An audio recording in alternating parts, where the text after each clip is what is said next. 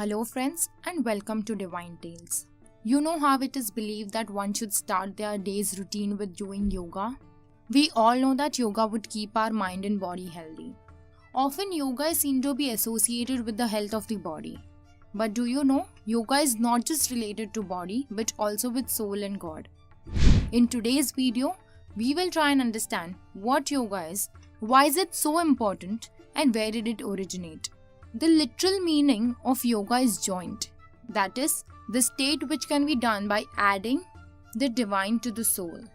Friends, first of all, it is important for you to know that yoga does not just mean exercise or posture. Asana is a part of yoga. The forms of yoga is very wide, but at present people have associated yoga only with asanas and pranayams.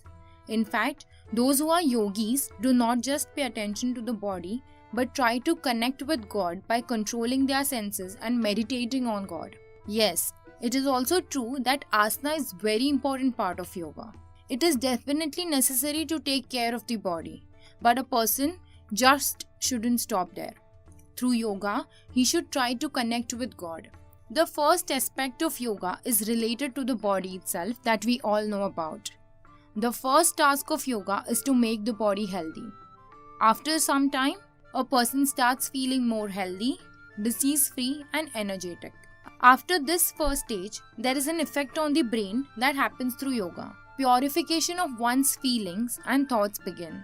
In this experience of yoga, it becomes possible for the brain to control depression, anxiety, negative thoughts, etc. The third experience of yoga connects man with spirituality, which is the most important part of yoga. If a person reaches this experience, then even while living in this world, he is going to be free from worldly bonds and is going to be absorbed in the meditation of God. This state takes him to a stage where there is only bliss. Now, let's come to the question of how many types of yoga are there. There are 4 types of yoga: Karma Yoga, Bhakti Yoga, Jnana Yoga and Raja Yoga. Let us try and know more about these 4 types of yoga now. Let us dwell deep into these 4 types. First is Karma Yoga. Karma Yoga is directly related to one's actions, as we know. Our scriptures say that the kind of situations we face in this world, whatever pleasures or sorrows that we suffer, what we get, what we do not receive, what we deeply desire, all this is based on our previous karmas or deeds. So, to make the future good, we have to do good things in the present. People who follow Karma Yoga work selflessly in life and are always ready to serve others. The second is Bhakti Yoga. In Bhakti Yoga, it is said to focus on the Supreme. In this yoga, one has to concentrate all his energy, thoughts and mind in devotion. Along with this, Bhakti Yoga gives us tolerance and acceptance. Jnana Yoga. The most difficult and most direct branch of yoga is Jnana Yoga. In this yoga, intelligence is developed by working on the intellect. In Jnana Yoga, after careful and detailed study of the texts, understanding the life properly, the intellect is pushed on the path of knowledge. In fact, a jnani is one who understands the purpose of one's own existence. One who knows the true meaning of Brahma and lives only by focusing on that divine being. The last is Raj Yoga. Raj means emperor. In this, a person acts like a monarch, acting with confidence and independence. Raj Yoga is the path of self-discipline. Apart from these 4 types of yoga, Maharishi Patanjali has told 8 major limbs of yoga. These are Yam, Niyam, Asan, Pranayam, Pratyahara, Dharana, Dhyana and Samadhi. After successfully completing all other parts of yoga, if man has the will, then it is possible to reach the 8th stage, that is the Samadhi. Asan Yoga is of paramount importance in Raj Yoga and it is also simpler than others. Maharishi Patanjali has said that to know God, one has to start from his body. He would then know the truth of himself and his birth. The mind will change only if the body changes. Only when the mind is fully healthy, the soul of a person will be able to do yoga. Presently, many people follow yoga, pranayam and meditation. Among these, the number of people who follow meditation is very less. Many people try to achieve mastery in the first 5 limbs of yoga, but they do not include these 8 limbs of yoga in the process, due to which they do not get full benefit of it.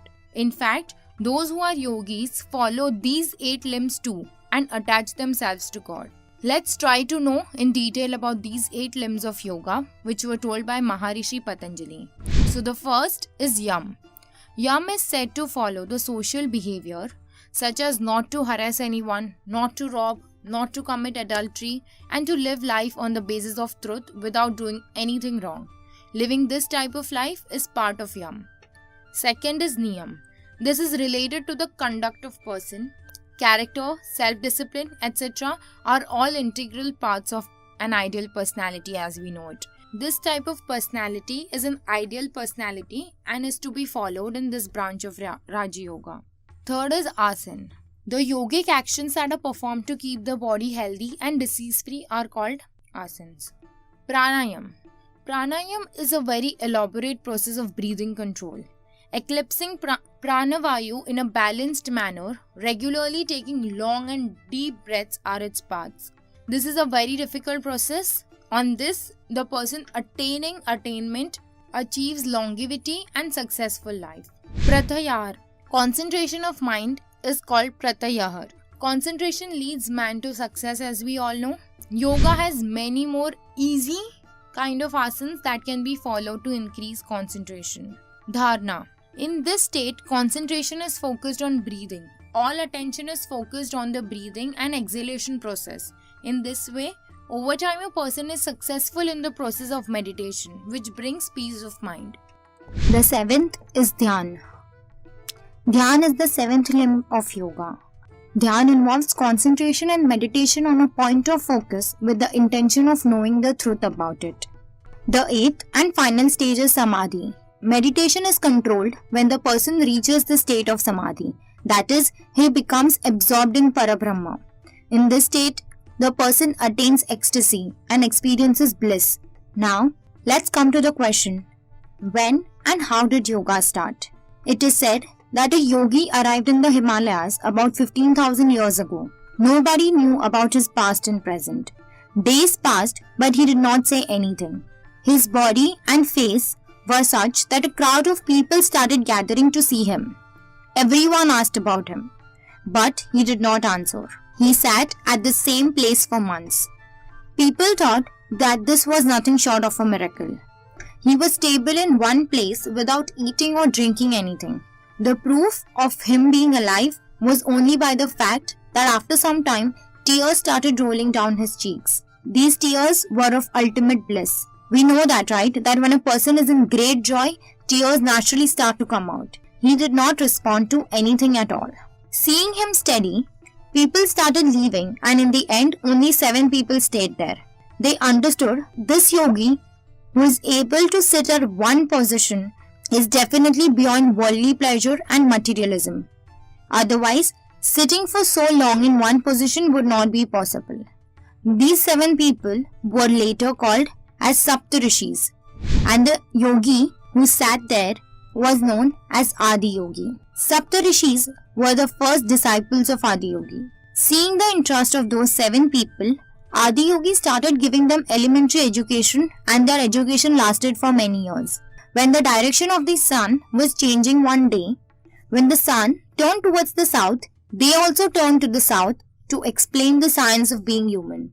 This was the date which falls on 21st June every year. Yoga started on this day. That is why this day has been declared as International Yoga Day by the United Nations. When there was no religion or caste on the earth, yoga was started. He described in detail the mechanics of being human to the Saptarishis, in which he explained 112 ways through which a person can achieve his true state or ultimate bliss, and the whole yoga science has been following these paths. The Saptarishis went in different directions, preaching yoga, and thus yoga started. Hope you liked our today's video on yoga. If you did, please like and share this video with your friends and dear ones. Also, do not forget to subscribe to our channel, The Divine Tales English, and click on notification bell to get notified about new videos. That's all for today. Thank you.